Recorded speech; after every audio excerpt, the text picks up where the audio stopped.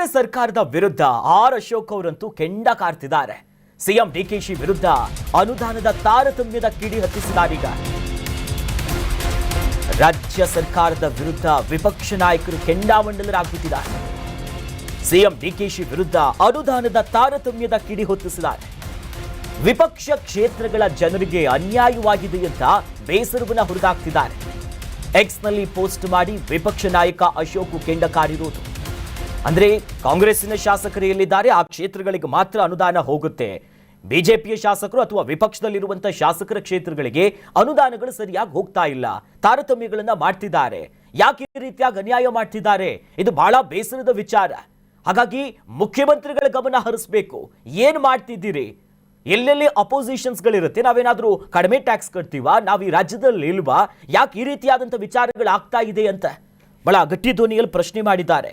ಜೊತೆಯಲ್ಲಿ ಬೆಂಗಳೂರು ಅಭಿವೃದ್ಧಿಯಲ್ಲೂ ಕೂಡ ತಾರತಮ್ಯದ ಆರೋಪಗಳು ಬರ್ತಿದೆ. ಗುಂಡಿ, ಪ್ರವಾಹ, ಟ್ರಾಫಿಕ್ ಸಮಸ್ಯೆ ಎಲ್ಲವನ್ನ ಕಡೆಗಣನೆ ಮಾಡ್ತಿದ್ದೀರಿ. ಇವತ್ತು ಕಾಂಗ್ರೆಸ್ ಈ ಏನು ಅಧಿಕಾರದಲ್ಲಿದೆ ಇದು ಕಾಂಗ್ರೆಸ್ ಹಣ ಅಲ್ಲ, ರಾಜ್ಯದ ತೆರಿಗೆ ಹಣ. ಇದು ಜನರು ಕಟ್ಟಿರೋದು. ಸಿಎಂ ಎಲ್ಲರಿಗೂ ಇರಬೇಕು ಹೊರತು ಕಾಂಗ್ರೆಸ್ಸಿಗೆ ಮಾತ್ರ ಅಲ್ಲ. ಕಾಂಗ್ರೆಸ್ ಶಾಸಕರ ಕ್ಷೇತ್ರಗಳಿಗೆ ಮಾತ್ರ ಹೆಚ್ಚು ಅನುದಾನ ಕೊಡ್ತಿದ್ದೀರಿ. ಯಾಕೆ ಈ ರೀತಿಯಾದಂತಹ ತಾರತಮ್ಯಗಳನ್ನ ಮಾಡ್ತೀರಿ ಅಂತ ವಿಪಕ್ಷ ನಾಯಕ ಆರ್ ಅಶೋಕ್ ಸಿಡಿಮಿಡಿಗೊಂಡಿದ್ದಾರೆ.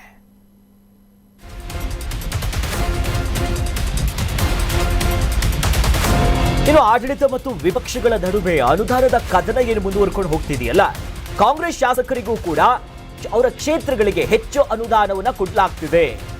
ಇದೇ ವಿಚಾರವಾಗಿಯೇ ಸರ್ಕಾರದ ವಿರುದ್ಧ ಆರ್ ಅಶೋಕ್ ಅವರು ಆರೋಪ ಮಾಡ್ತಿದ್ದಾರೆ. ಯಾಕೆ ಈ ರೀತಿ ಅಂತ. ಶಿವಾಜಿನಗರ ಕ್ಷೇತ್ರಕ್ಕೆ 80 ಕೋಟಿ ರೂಪಾಯಿ ಅನುದಾನವನ್ನು ನೀವು ಕೊಟ್ರಿ. ಬ್ಯಾಟರಾಯನಪುರ ಕ್ಷೇತ್ರಕ್ಕೆ 80 ಕೋಟಿ ರೂಪಾಯಿ ಅನುದಾನಗಳು ಸಿಕ್ಕಿಬಿಟ್ಟಿದೆ.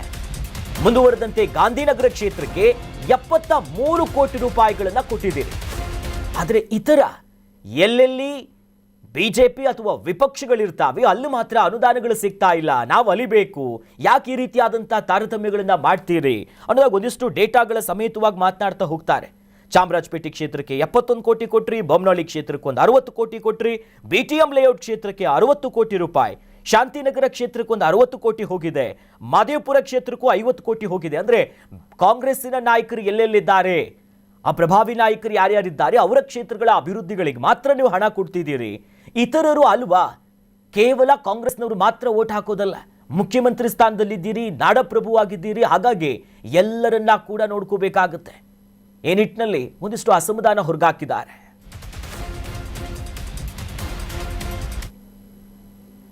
ಸಚಿವ ಪ್ರಿಯಾಂಕ್ ಖರ್ಗೆ ವಿರುದ್ಧವೂ ಕೂಡ ಅಶೋಕ್ ಅವರು ಕಿಡಿಕಾರ್ತಾ ಇದ್ದಾರೆ. ಕಲ್ಯಾಣ ಕರ್ನಾಟಕದ ಶಾಲಾ ಕೊಠಡಿಗಳ ಬಗ್ಗೆ ಪ್ರಸ್ತಾಪ ಮಾಡಿದ್ದಾರೆ. ಗೃಹ ಸಚಿವರಾಗಿರುವಂತಹ ಪ್ರಿಯಾಂಕ್ ಖರ್ಗೆ ವಿರುದ್ಧ ಕೂಡ ಅಸಮಾಧಾನ ಹೊರಗಾಕಿದ್ದಾರೆ ಅಶೋಕ್ ಅವರು. ಕಲ್ಯಾಣ ಕರ್ನಾಟಕದ ಶಾಲಾ ಕೊಠಡಿಗಳ ಬಗ್ಗೆ ಪ್ರಸ್ತಾಪ ಮಾಡಿದ್ದಾರೆ. ಶಾಲೆಗಳ ದುರಸ್ತಿ ಬಗ್ಗೆ ಸಿಎಂಗೆ ಯಾವಾಗ ಪತ್ರವನ್ನ ಬರೀತೀರಿ ಅಂತ ಕೇಳ್ತಾರೆ. ಜನರ ಮತ ಪಡೆದು ದಶಕಗಳಿಂದ ಅಧಿಕಾರವನ್ನ ಅನುಭವಿಸುತ್ತಿದ್ದೀರಲ್ಲ, ಕೆಲಸದಲ್ಲಿ ಝೀರೋ, ವಿವಾದದಲ್ಲಿ ಹೀರೋ ಎನ್ನುವಂತಾಗ್ಬಿಟ್ಟಿದೆ. ಕಲ್ಯಾಣ ಕರ್ನಾಟಕ ನಿಜಾಮರ ಆಡಳಿತದಲ್ಲೇ ಇದೆಯೇನೋ ಅಂತಿದ್ದಾರೆ. ಅವರು ಕಾಲೆಳಿತಾರೆ. ಬಡ ಮಕ್ಕಳ ಭವಿಷ್ಯದ ಬಗ್ಗೆ ಕಿಂಚಿತ್ತೂ ಕಾಳಜಿ ನಿಮಗಿಲ್ವಾ? ಇದು ಸಚಿವ ಪ್ರಿಯಾಂಕ್ ಖರ್ಗೆ ವಿರುದ್ಧ ಅಶೋಕ್ ಅವರು ಕೆಂಡಾಮಂಡಲರಾಗಿರುವುದಂದ್ರೆ ಕಲಬುರಗಿ ಅವರದ್ದು, ಆ ಭಾಗ ಗಡಿನಾಡುಗಳು ಅವರದ್ದು, ಹೈದರಾಬಾದ್ ಕರ್ನಾಟಕ ಅಥವಾ ಕಲ್ಯಾಣ ಕರ್ನಾಟಕ ಭಾಗಗಳಲ್ಲಿ ಸರಿಯಾದಂಥ ಅಭಿವೃದ್ಧಿಗಳಾಗ್ತಿಲ್ಲ. ಅದರಲ್ಲೂ ಕೂಡ ಶಾಲಾ ಕೊಠಡಿಗಳ ಬಗ್ಗೆ ಕಲಬುರಗಿ ಯಾದಗಿರಿ ಜಿಲ್ಲೆಯ ಉಸ್ತುವಾರಿ ಕೂಡ ಹೌದು, ಈಗ ರಾಜ್ಯದ ಗೃಹ ಸಚಿವರು ಕೂಡ ಹೌದು, ಪ್ರಭಾವಿ ಖಾತೆಯಲ್ಲಿದೆ, ಅವರದ್ದೇ ಆದಂಥ ಒಂದಿಷ್ಟು ವರ್ಚಸ್ಸುಗಳನ್ನ ಹೊಂದಿದ್ದಾರೆ. ಆದರೆ ಇತ್ತೀಚೆಗೆ ಗೃಹ ಸಚಿವರು ಸದ್ದು ಮಾಡ್ತಿರೋದು RSS, ಬೇರೆ ಸಂಘ ಪರಿವಾರದ ಚಟುವಟಿಕೆಗಳು, ಮತ್ತೊಂದು ಮಗದೊಂದೊಂದರಲ್ಲೇ ಇದ್ದಾರೆ. ಆದರೆ ಕಲ್ಯಾಣ ಕರ್ನಾಟಕ ಭಾಗದ ಶಾಲೆಗಳ ದುರಸ್ತಿ, ಕೊಠಡಿಗಳ ಬಗ್ಗೆ ನೀವು ಯಾಕೆ ಮಾತನಾಡಲ್ಲ? ದಶಕಗಳಿಂದ ಅಧಿಕಾರದಲ್ಲಿ ಇದ್ದೀರಿ ನೀವು. ಯಾಕಂತಂದ್ರೆ ಅವ್ರ ತಂದೆಯಿಂದಲೂ ಕೂಡ ನೋಡ್ಬೋದು, ನಿರಂತರವಾದಂಥ ಅಧಿಕಾರದಲ್ಲಿದ್ದರೂ ಕೂಡ ಬಡ ಮಕ್ಕಳಂದ್ರೆ ಇಷ್ಟೊಂದು ನಿರ್ಲಕ್ಷ್ಯನಾ ಅಂತಿದ್ದಾರೆ. ಕಲ್ಯಾಣ ಕರ್ನಾಟಕದ ಬಗ್ಗೆ ವಿಪಕ್ಷ ನಾಯಕರು ಆರೋಪ ಮಾಡ್ತಿದ್ದಾರೆ. ವಿಪಕ್ಷಗಳಿಂದ ಕಲ್ಯಾಣ ಕರ್ನಾಟಕ ಬಗ್ಗೆ ಕಲಿಯೋದು ನಾವು ಏನೂ ಇಲ್ಲ ಅಂತ ಹೇಳಿದ್ದಾರೆ. ಏನು ಟೀಕೆಗಳು ಬರ್ತಾ ಇದೆಯಲ್ಲ, ಇದಕ್ಕೆ ತಿರುಗೇಟ್ ಕೊಡೋ ಕೆಲಸವನ್ನ ಪ್ರಿಯಾಂಕ್ ಖರ್ಗೆ ಅವರು ಮಾಡಿದ್ದಾರೆ. ಬಿಜೆಪಿ ಅಧಿಕಾರದಲ್ಲಿದ್ದಾಗ ಎಷ್ಟು ಅನುದಾನ ಕೊಟ್ಟರು? ನಾವು KKRDBಗೆ 5,000 ಕೋಟಿಯನ್ನ ಕೊಟ್ಟಿದ್ದೀವಿ. ಅಂದ್ರೆ ಅಲ್ಲಿನ ಅಭಿವೃದ್ಧಿ ಕಾರ್ಯಗಳಿಗೆ, ಕಲ್ಯಾಣ ಕರ್ನಾಟಕದ ಸಮಗ್ರ ಅಭಿವೃದ್ಧಿಗೆ ನಾವು 5,000 ಕೋಟಿ ಕೊಡ್ತಿದ್ದೀವಿ. ನಾವು ಅನುದಾನವನ್ನು ಮೀಸಲಿಟ್ಟಿದ್ದೀವಿ. ಹಿಂದೆ ಇದ್ದಂಥ ಬಿಜೆಪಿ ಅಧಿಕಾರ ಏನು ಕೊಟ್ಟಿದೆ? ನಾವು ಕೊಟ್ಟಷ್ಟಾದರೂ ಕೊಟ್ರ? 1,000 ಕೋಟಿನೂ ಕೊಟ್ಟಿಲ್ಲ, ನಾವು 5,000 ಕೊಟ್ಟಿದ್ದೀವಿ. ಅಕ್ಷರ ಆವಿಷ್ಕಾರ ಅಂತ ಹೊಸ ಯೋಜನೆ ತಂದಿದ್ದೀವಿ. ಬೆಂಗಳೂರಿನಲ್ಲಿ ಕೂತು ನಮ್ಮ ಭಾಗದ ಬಗ್ಗೆ ಮಾತನಾಡ್ತಾರೆ. 5 ಮುಖ್ಯಮಂತ್ರಿಗಳನ್ನ ಬಿಜೆಪಿಯವರು ಕೊಟ್ಟರಲ್ಲ, ಕಲ್ಯಾಣ ಕರ್ನಾಟಕಕ್ಕೆ ಏನೇನು ಮಾಡಿದ್ರೆ ಹೇಳಿ?